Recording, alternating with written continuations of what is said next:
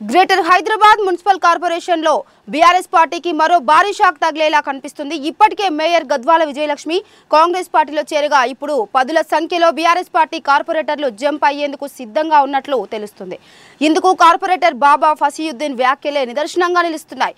త్వరలో 15 మంది బీఆర్ఎస్ కార్పొరేటర్లు కాంగ్రెస్ పార్టీలో చేరబోతున్నారని బోరుబండ కార్పొరేటర్ బాబా ఫసీయుద్దీన్ తెలిపారు. ఇక ఇటీవల బీఆర్ఎస్ భవన్ లో జరిగిన సమావేశానికి కార్పొరేటర్లను అనుమతించకపోవడంతో ఈ కార్పొరేటర్లంతా అసంతృప్తితో ఉన్నారని, ఈ క్రమంలోనే కాంగ్రెస్ పార్టీలో చేరేందుకు సిద్ధమయ్యారని కూడా చెప్పారు.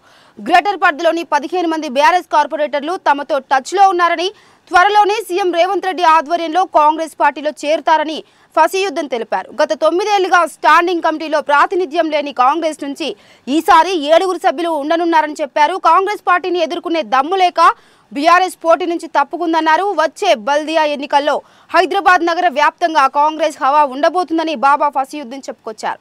కాగా 2 బీఆర్ఎస్ కార్పొరేటర్లు నామినేషన్ విత్డ్రా చేసుకోవడంతో స్టాండింగ్ కమిటీ ఏకగ్రీవం అయిన విషయం తెలిసిందే. ఇక స్టాండింగ్ కమిటీలో 7 కాంగ్రెస్ పార్టీకి చెందిన కార్పొరేటర్లు, ఎంఐఎంకు చెందిన 8 మంది సభ్యులున్నారు.